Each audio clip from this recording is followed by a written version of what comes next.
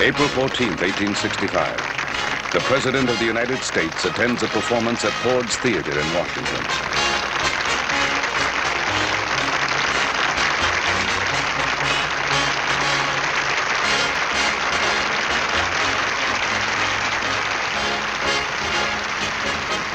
Within 2 hours, a single gunshot will kill the president, deflect the course of American history, and confront the stunned nation with unanswered questions. How, who, why? Why did this man call on the American vice president less than 8 hours before he shot the president? Why did the Washington telegraph fail that night, moments after the fatal shot was fired? Why did this man say 50 people were joined in a conspiracy to kill the president? Why did this man leave the president unguarded? Why was the assassin's escape route left unpatrolled? Why did this cabinet member suppress vital information? A century after Lincoln's assassination, these questions still haunt our history. Are the answers coincidence or conspiracy?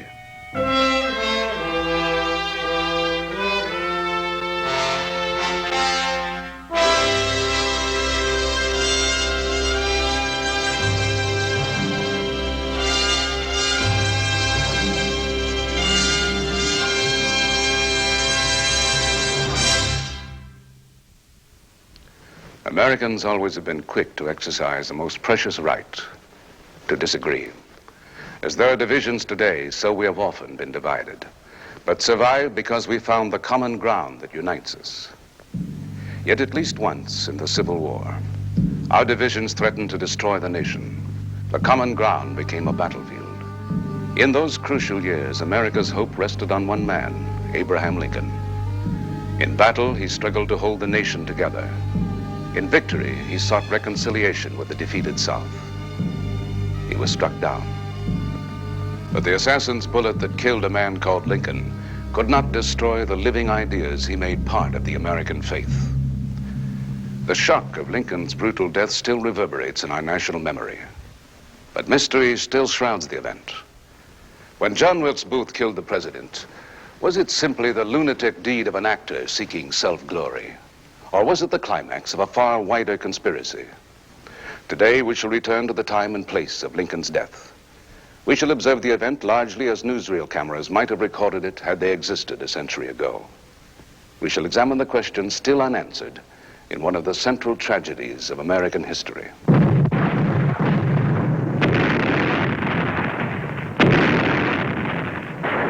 For 4 years, the Civil War has raged. The nation is bleeding. From Chickamauga to Antietam to Gettysburg stretch the windrows of dead. 620,000 men, northern and southern.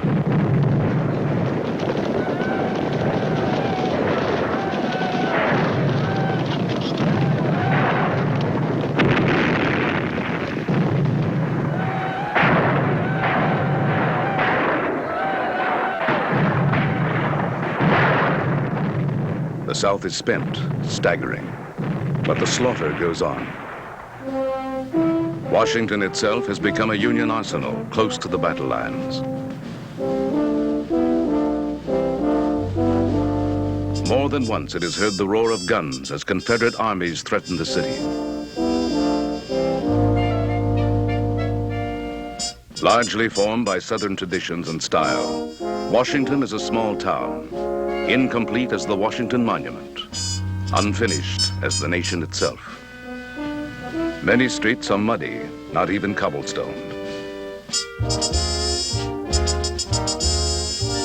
There's a stable on every block. Chickens and pigs are traffic hazards, and animals graze wherever there's grass.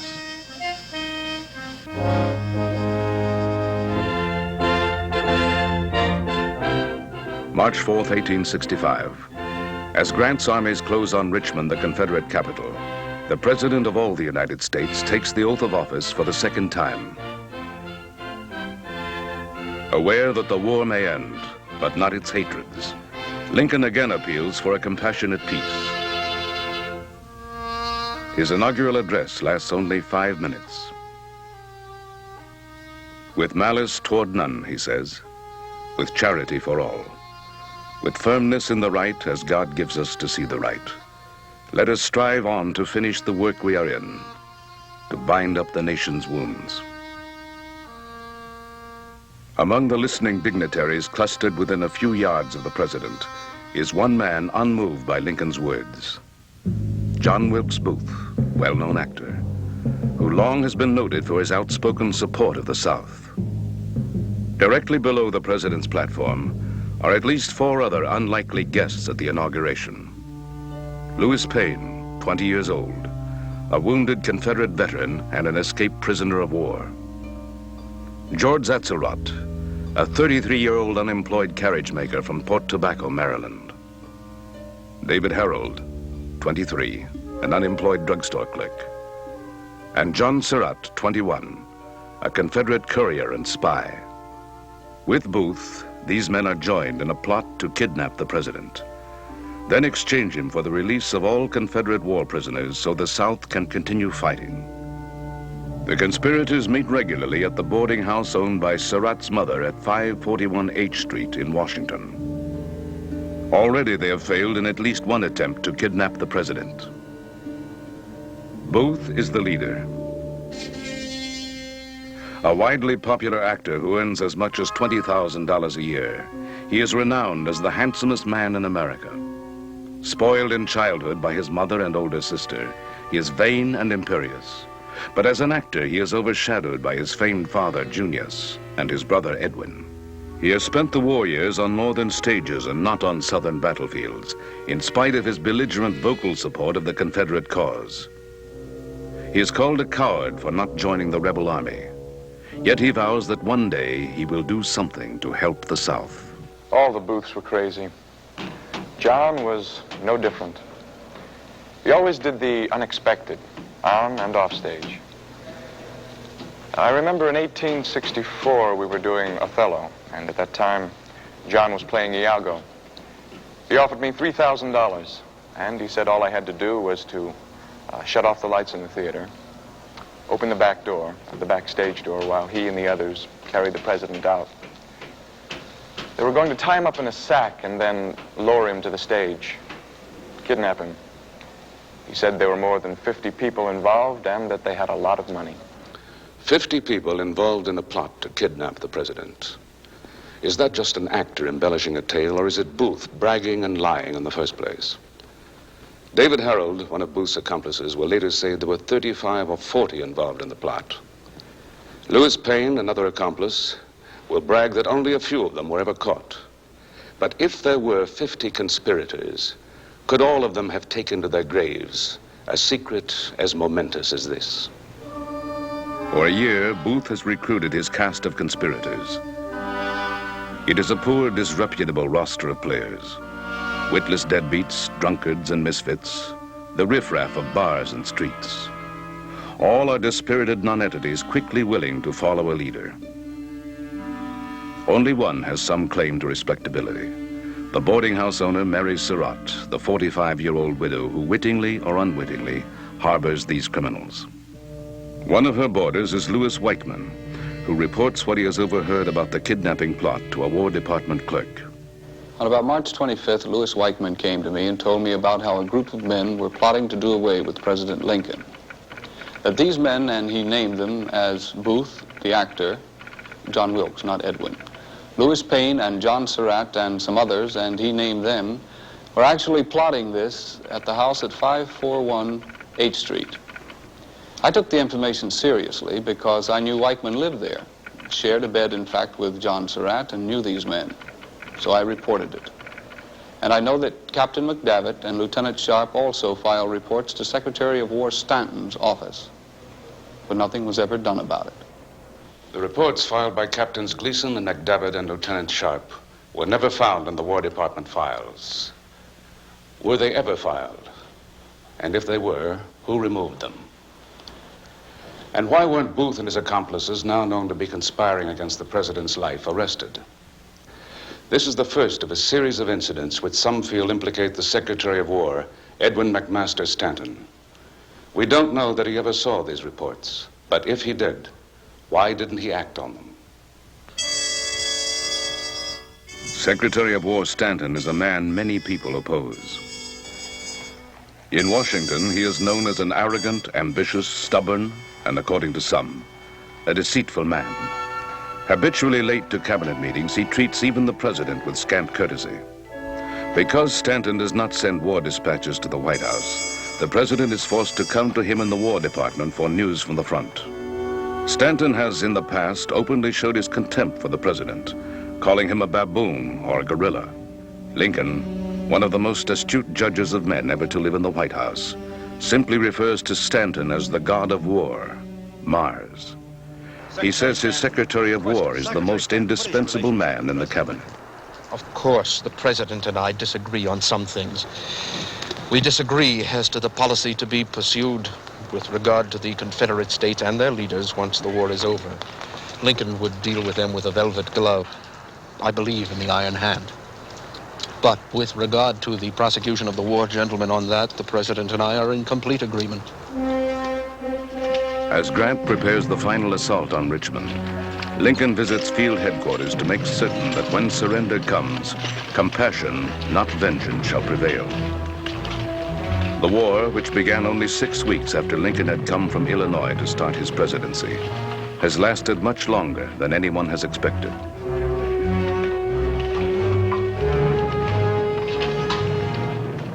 Immensely weary, his face carved by 4 anguished years, Lincoln is no longer that shrewd prairie politician who first entered the White House.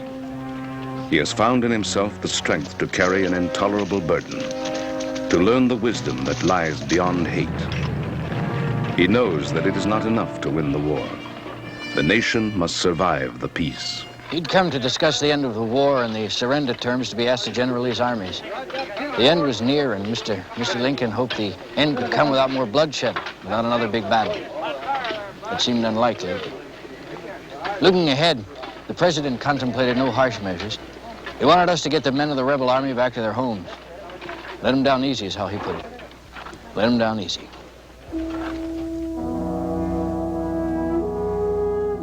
On April 2nd, Richmond falls, and with it the last hopes of the South. The Confederacy is no more than a broken shell. All that remains to be done is formal surrender. Booth's plan to kidnap the president to regain prisoners of war for the Southern armies no longer has any point or purpose.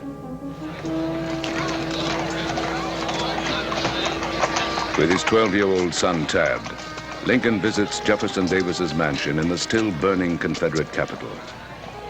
Slavery is ending. The nation has been kept whole, but at a staggering price. Lincoln says, "Thank God I have lived to see this. Now the nightmare is over." But in another man's mind, a new nightmare is taking shape. Booth's older sister recalls, For my brother John, it was the beginning of something terrible. He became very desperate. He felt very deeply about the South, and he blamed Lincoln for everything. He wrote me that this country was formed for the white man, not the black man, and the South was fighting to keep themselves free. He loved the South. He wasn't insane. He was sane. If he was mad, if he went mad, his mind lost its balance after the fall of Richmond.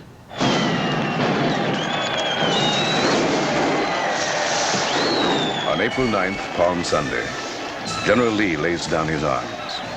He says he has surrendered as much to Lincoln's goodness as to Grant's artillery. With the announcement, a vast celebration erupts in Washington and across the country. In a conscious gesture of friendship toward the South, Lincoln asks the bands to play Dixie, a song he says he has always liked. It is the happiest moment in Lincoln's life. Tuesday, April 11th. A crowd has gathered on the White House lawn expecting to hear a rousing victory statement from Lincoln. Instead, the president delivers a long, sober speech outlining his program for the reconstruction of the South. In the crowd is John Wilkes Booth. His kidnap plot no longer has any purpose. Now, for the first time as he listens, a darker plan forms in his mind. He tells a companion, that's the last speech Lincoln will ever make.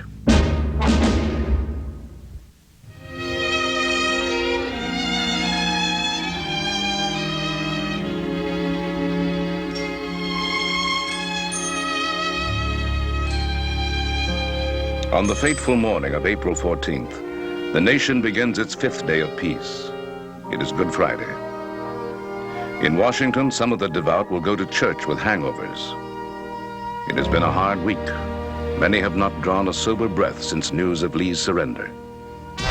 At Fort Sumter, where the first shot of the Civil War was fired, there's a victory celebration. Elsewhere, men of the armed forces relax the vigilance required during 4 tense years of war.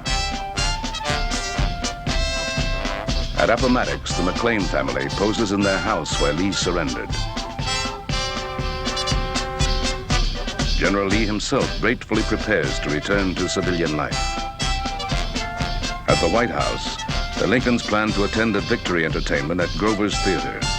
John Wilkes Booth plans to attend the same performance. At the National Hotel, a few blocks from the White House, Booth rises early. It is only 7 a.m., but already his plan is in motion. George Axelrod checks in at the Kirkwood House. Booth has given him the assignment to murder a resident of that hotel, Vice President Andrew Johnson. There, Axelrod is given a room almost directly above that of the Vice President. Lewis Payne is still asleep in another Washington hotel. He has been given a mission which he shares with David Harold. Booth has told them to kill the Secretary of State, William Seward. Booth has reserved for himself the main target.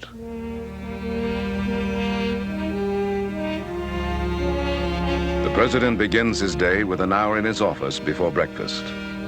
A restless sleeper, often disturbed by troubling dreams, he is more relaxed than usual this morning. Back from Appomattox, his son Robert brings more cheerful news. At breakfast, he gives his father a first-hand account of Lee's surrender. That morning, I gave my father a picture of Lee as a joke. I don't think he was amused. He simply said Lee had a good face. They had asked me to go to the theater with him that night, but I said no. It was my first day home. All I wanted to do was crawl into a real bed between some clean sheets, and I should have gone. At 9 o'clock, Lincoln begins his round of morning appointments. Most accessible of presidents, he receives an endless stream of callers, politicians, businessmen, and ordinary private citizens. Among his visitors today is former Senator Hale of New Hampshire, newly appointed ambassador to Spain. Hale is eager to take his daughter Lucy abroad and out of the arms of her paramour, the actor John Wilkes Booth. At 10:30, on his wife's insistence, the president sends a messenger to Ford's Theater to request seats for the evening's performance of Laura Keene in Our American Cousin. Mrs. Lincoln, as often happens, has had a change of mind. She no longer desires to see the show at Grover's. I was delighted to hear the president was coming. Holy Week is a slow week in the theater, and audiences are especially thin at Good Friday performances. We had a house of 1,700 seats, and with the announcement in the afternoon paper that the president is coming, we could sell them all out, even at 75-cent top. When did Booth first show up at the theater that day? About 11:30. My brother used to manage Wilkes Booth, and he still used the theater as his mailing address. Booth went to the theater that morning to pick up his mail. And I guess I looked happy because he asked me why I was so happy. I told him the president and General Grant were coming to the show that night. And, well, he sort of went pale. Ah, Mr. Trenchard, we were just talking of your archery powers. Well, I guess shooting... Startled by news that the president will attend Ford's Theater instead of Grover's, Booth at once changes his plans. A familiar figure at Ford's, he listens to a rehearsal as he again studies the plan of a building he already knows in intimate detail. Here, Booth himself is played before the president. Now he carefully plans the most favorable moment to kill him. That moment will come about 10:15, late in the play. The laugh line when only a single actor will be on stage. Well, I know enough to turn you inside out, old gal. You self-dologizing old man-trap! Shortly before noon, the president's cabinet gathers at the White House. General Grant attends as a special guest of the president. The main purpose of the 3-hour meeting is to deal with the reconstruction of the southern state governments. Lincoln's policy of reconciliation with the South has met strong opposition within his own cabinet. Secretary Stanton, late as usual for the cabinet meeting, is fearful that the rebel Southern leaders will undo the gains achieved by the war. He is adamant on pursuing a sterner policy against the South. The Secretary of the Navy remembers. The President had told us that we had to extinguish our resentments if we expected harmony and union. And Secretary Stanton, whom I have had many disagreements with, had independently prepared that day a proposal for reconstruction. It was very severe, and in my mind in conflict with the principles of self-government, which I know the President deemed essential. I rather thought that Stanton was overreaching for broad powers.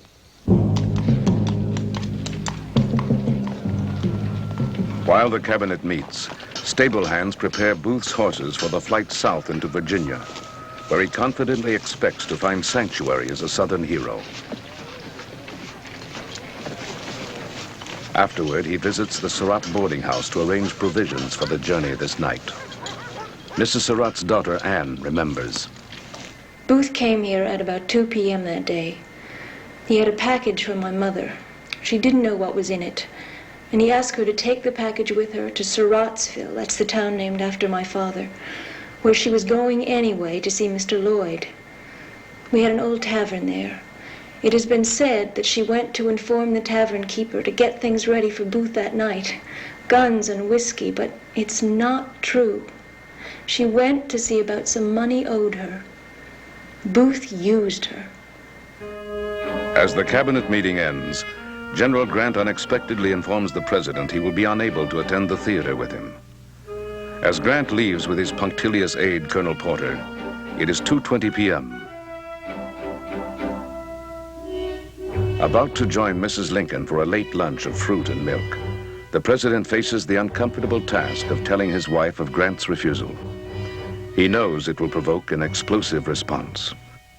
Mrs. Lincoln had a famous temper. She had several known incidents of public blow-ups. Julia, that's General Grant's wife, she couldn't abide Mrs. Lincoln, and Mrs. Lincoln once accused her of coveting her position in the White House. Well, Mrs. Grant just refused to go to the theater with her. Instead, she insisted on going immediately to see her daughter in a school in New Jersey. Besides, Secretary Stanton had urged the general not to go to the theater. Why did Stanton urge General Grant not to go to the theater? Why did he himself refuse the president's invitation? Was it only their wives' displeasure at being with Mrs. Lincoln? It must be said that Secretary Stanton had also urged the president not to go out in public. He was always cautioning Lincoln that Washington was a southern town. They always ask the president... Major Thomas Eckert, Stanton's aide, is asked by Lincoln to accompany him to the theater as a safeguard against possible danger. Having no one to go with him to the theater, he came over to the War Department. He asked me to go with him and Mrs. Lincoln to Ford's to be his bodyguard. He was always amused at my strength, and he often related the story that I could break pokers over my arm. But I said no, I couldn't go with him to the theater because Secretary Stanton had asked me to work late that night. And the president asked the secretary if I could be relieved, and he said no, I had work to do. As it turned out, Stanton sent me home early that night. Two of the conspiracy's intended victims meet at 3 o'clock as Lincoln receives Vice President Andrew Johnson. They have not met since Johnson appeared drunk at the inauguration 6 weeks ago. The Vice President does not attend cabinet meetings. Yet today, for unknown reasons, Lincoln feels the need to brief Johnson on his Reconstruction policy. The third intended victim, Secretary of State Seward, is at home in a brace, recuperating from a recent carriage accident. While Johnson is with Lincoln, Booth appears at the hotel where the vice president lives, and where accomplice George Atzerodt also is now staying. But there is controversy over whom Booth came to see, Atzerodt or Johnson.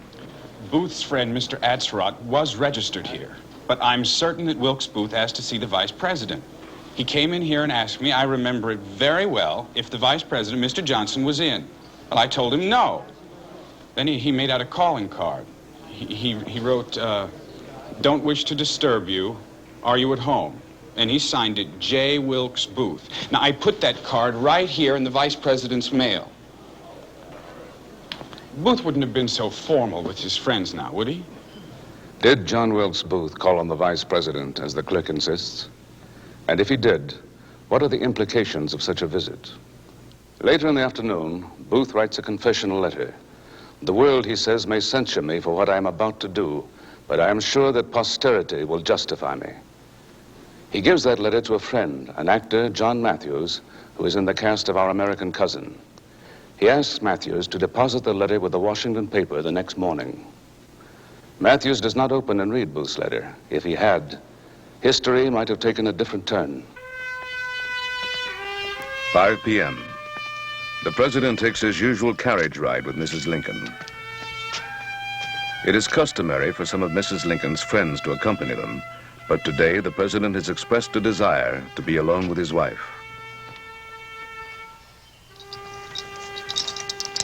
Their coachman, Francis Burns, remembers. Now, the president was in a very good mood, and Mrs. Lincoln, she said to him, how surprised she was to find him so cheerful. He said that they'd been, the both of them, very miserable. Those were his words, very miserable, and that they must try to be more cheerful in the future. He talked about going to Europe and California. He said that there was only one city he really wanted to see before he died, and that was Jerusalem. And I remember he was so open and cheerful that at one point, Mrs. Lincoln, she said that she was frightened. Don't you remember, she said, that's how you felt just before our Willie died.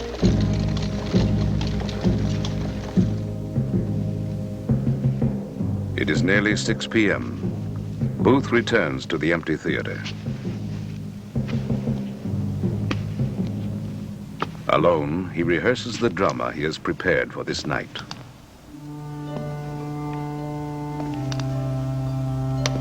Soon the dress circle will be filled. After the murder, he cannot return through the audience. The president's guard will sit at this door. To gain entrance to the small corridor leading to the president's box, Booth will have to kill the guard.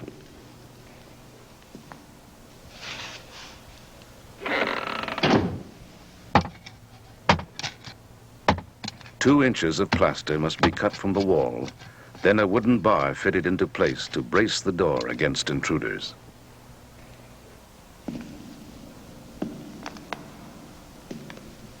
Through a hole drilled in the door, Booth will see the president.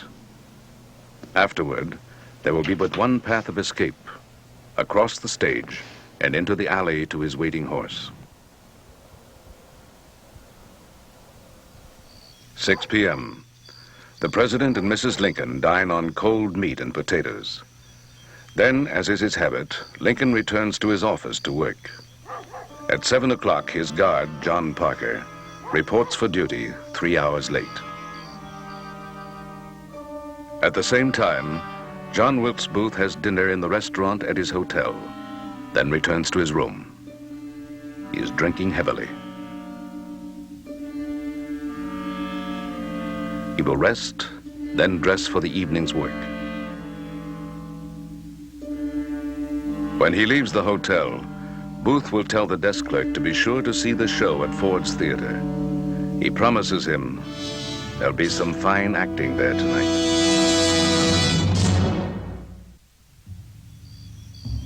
It is 8:05, April the 14th, 1865. The president's wife has had to interrupt him at work and urge him to hurry. The president, who enjoys the theater, is reluctant to go this evening. His wife's theater party to celebrate the end of the war has fallen apart. 12 people have refused presidential invitations this night.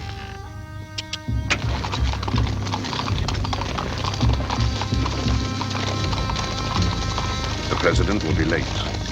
The curtain at Ford's Theater goes up without him. Tell Miss Georgina about that American cousin of yours. About my American cousin?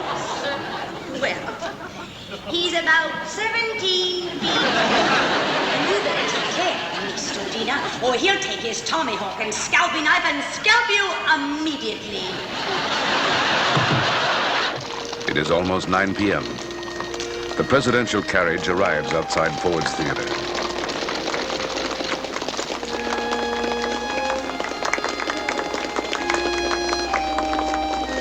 The Lincolns are met by John F. Parker, the only guard assigned tonight to protect the president. Parker has been given his mission despite a former police record showing 14 reprimands for drunkenness, willful violation of police regulations, and sleeping on duty.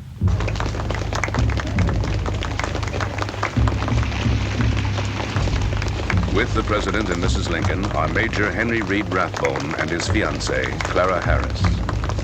Both have been commandeered at the last minute by Mrs. Lincoln as substitute theater guests.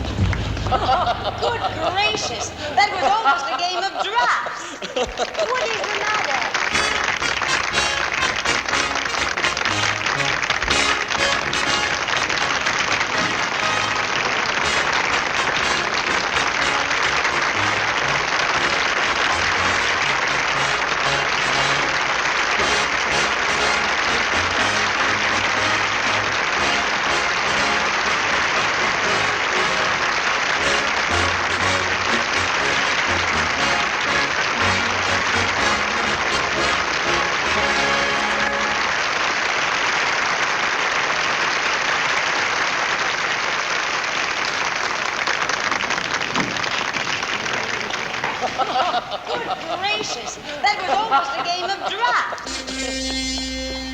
9:30 p.m. Booth arrives at the theater. He is early. He takes time for another drink in the bar next door. He is not the only man, however, to feel the need for a drink. A very strange thing, but Parker, the president's guard, he should have been upstairs guarding the president. He was sitting there not 10 feet from Booth. Parker, the president's coachman, the footman, they all were in here drinking. A stranger, drunk, toasted Booth. People always were doing that. They always recognized him. But this one, he was a little hostile. He said Wilkes Booth would never be the actor his father was. Booth just smiled. Said he was going to be the most famous man in America. Mr. Trenchard, we were just talking of your archery powers. Well, I guess shooting with bows and arrows is just about like most things in life. It is 10:10 p.m. John Wilkes Booth re-enters the foyer of Ford's Theater. Sun out of your eyes. Look straight. Pull strong. Calculate the distance, and you're sure to hit the mark in most things as well as shooting. There are disinterested hearts that only ask the opportunity of showing how they despise that gold, which others set such store by. Well, I suppose there are disinterested. All I crave is affection. This gal and that old woman are trying to get me on a string. Well then, I suppose if a rough-spun fellow like me were to come along as a suitor, you wouldn't trust me like most folks do when you find out I'm not heir to the fortune. Not heir to the fortune, Mr. Trenchard. I'm offering her my heart and hand, just as she wanted them, with nothing in them. You nasty beast! I am aware, Mr. Trenchard, that you are not used to the manners of good society, and that alone will excuse the impertinence of which you are guilty. Don't know the manners of good society, eh? Well, I guess I know enough to turn you inside out, old gal. You soft-dologizing old man-trap.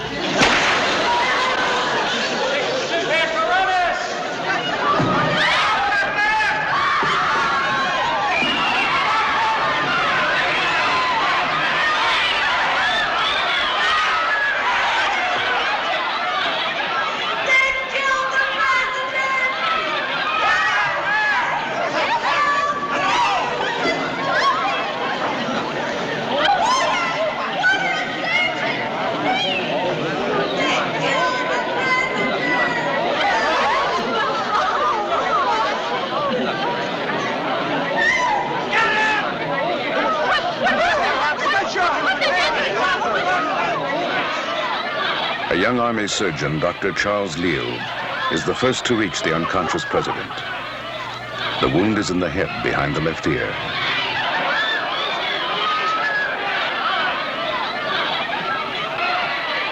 Swiftly, Dr. Leal relieves pressure on the brain by removing a blood clot.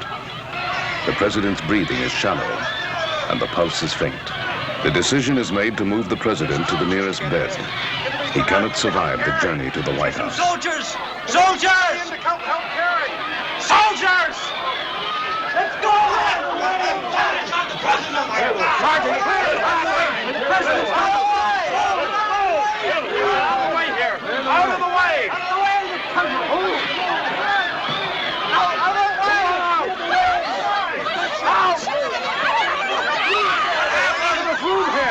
Back away!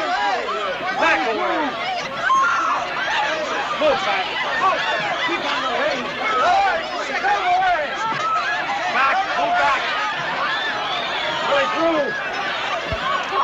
The president is carried across the street to the Peterson rooming house. Back up! The mob was insane. We had to push our way across the street. The soldiers carrying the president, and they didn't know where to take him. He was bleeding in the back of his head. Somebody shouted over here. The crowd was shouting to burn down the theater. They didn't know what to do. Someone said he was glad it happened. He was nearly killed. Only the police saved him from being hung to a lamppost. It's terrible. It's terrible. At the same time, Lewis Payne has carried out his murderous attack on Seward. Secretary Seward will live.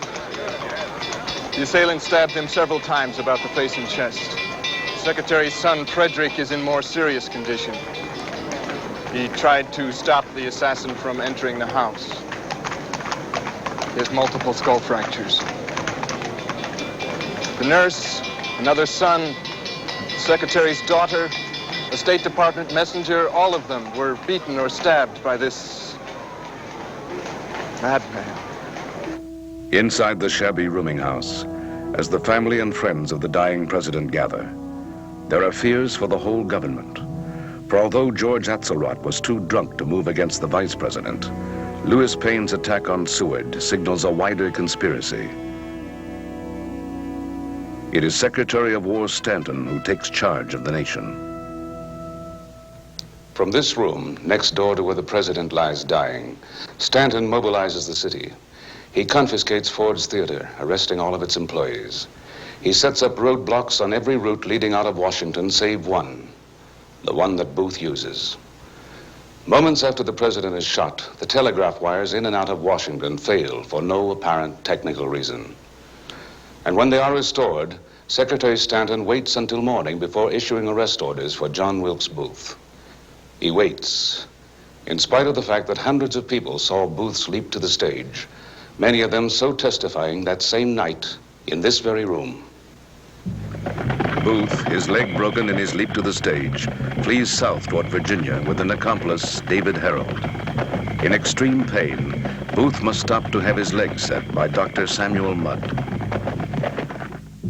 Throughout the night, Lincoln's life slowly ebbs away. There is nothing to do but wait.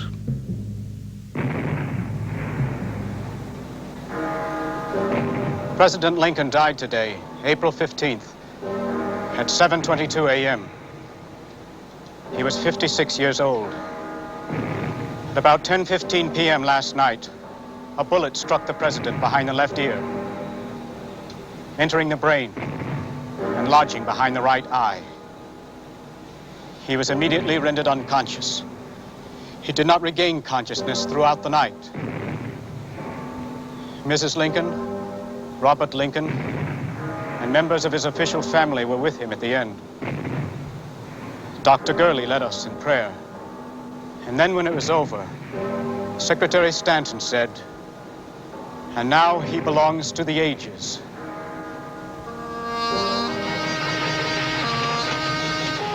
Now at last, Abe Lincoln goes home. A hush follows the black-draped funeral train across the land. Up from the Tidewater States where America took its first foothold on the future. Across the fallow fields of Pennsylvania and New York. Back to the wide Midlands where he was born.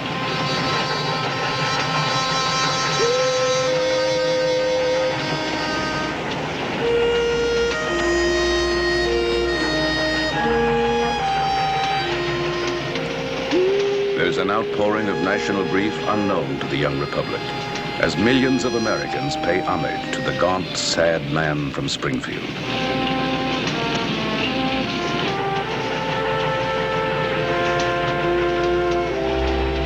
"12 days after the murder, as the train approaches Buffalo, news comes that the assassin is trapped.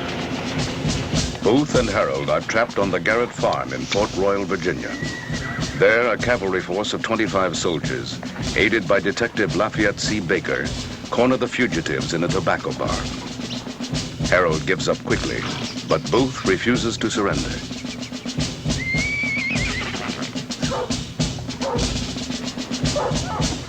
The orders are to take Booth alive. To smoke him out, Lieutenant Doherty, the officer in command, orders the barn set afire.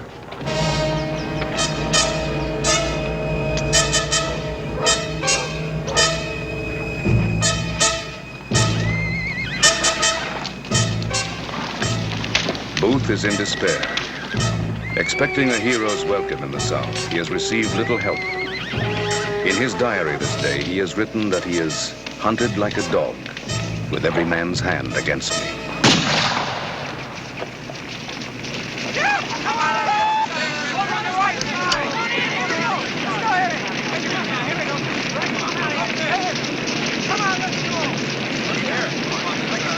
Sergeant Boston Corbett claims to have fired the shot which mortally wounds Booth. Now the assassin will never be able to testify about the conspiracy.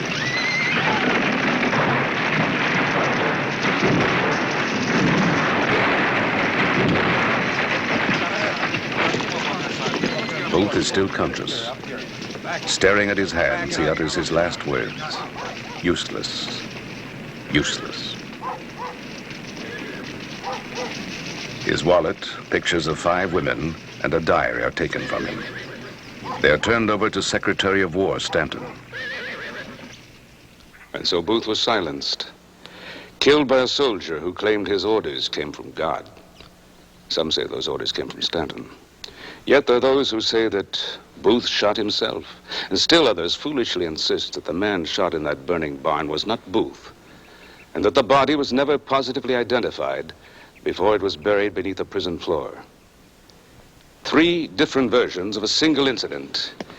Yet one fact is clear. John Wilkes Booth, like Lee Harvey Oswald, was killed before he could tell his story. Booth's diary told part of his story, but his diary was suppressed by Secretary Stanton for 2 years. When it was released, 18 pages were missing. Because of this, some writers have accused Secretary Stanton of being behind the plot to kill President Lincoln. Others speculate Stanton suppressed the diary because in it Booth had written he had acted alone. Perhaps to Stanton, Mrs. Lincoln's irrational and anguished cry, "They have killed the president," underscored his sincere conviction that they, the Confederate leaders, had conspired with Booth to murder Abraham Lincoln. In swift retribution, the nation settles accounts with the known plotters. 4 go to prison. 4 are to hang. Louis Payne, George Atzerodt, David Harold, and Mrs. Surratt. The defendants have almost been bystanders at their own trial. They go to the gallows without being allowed to testify in their own defense. Temporarily, Stanton is able to use the trials and the nation's grief to support his policy of vengeance. Only later will the nation rediscover itself in the conscience of the dead president. In the terrible night at Ford's Theater, thousands of persons were swept into the drama. Upon some of them, time has made its judgments. Favoring Lincoln's moderate policies, Andrew Johnson dismissed Stanton. Congress then began impeachment proceedings against the new president. Johnson was acquitted by a single vote. Stanton never wrote his memoirs, never told the world what he knew about the plot to kill Lincoln. The Supreme Court appointment he always desired came to him on his deathbed. Seward would be ridiculed for Seward's folly, the purchase of Alaska for little over $7 million. Detective Lafayette Baker, possibly poisoned, died after allegedly writing a coded document accusing Stanton and 50 others of murdering Lincoln. Sergeant Boston Corbett, the man who claims to have shot and killed John Wilkes Booth, later was committed to an insane asylum. John F. Parker, who left the president unguarded that night, was never reprimanded. He returned to his job at the White House as a presidential guard. John Surratt, Booth's accomplice, escaped to become a Vatican guard in Rome. Extradited, tried, and released, he became a traveling lecturer on the assassination. Dr. Samuel Mudd, who set Booth's leg, was sentenced to life imprisonment. He was pardoned after saving the lives of hundreds of prisoners during a yellow fever epidemic. Major Rathbone and Miss Harris, the young couple attending the theater with the Lincolns that night, were married. Later, he was sent to an insane asylum for killing his wife. Mrs. Mary Todd Lincoln was certified mad in 1875 and sent to an asylum. Her son Robert signed the commitment papers. Robert Lincoln later became Secretary of War. He was present as an eyewitness at 2 other presidential assassinations, Garfield and McKinley.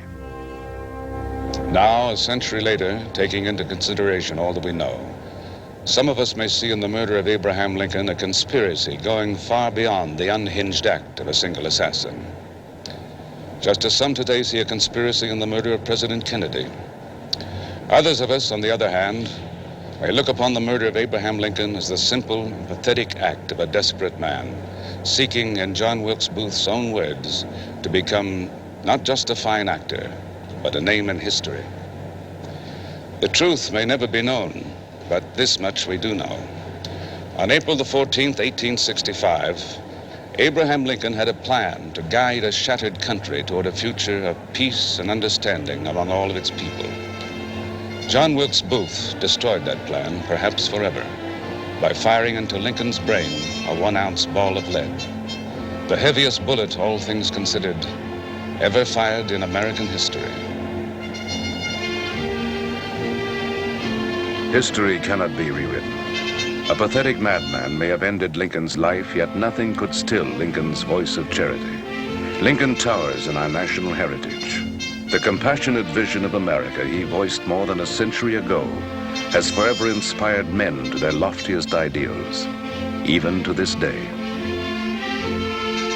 With malice toward none, with charity for all, with firm, let us have faith that right makes might, and in that faith, let us to the end. A house divided against itself cannot stand. As I would not be a slave, so I would not be a master. Let reverence for the laws become the political religion of the country, that the nation shall, under God, have a new birth of freedom, and the government of the people, by the people, for the people, shall not perish from the earth.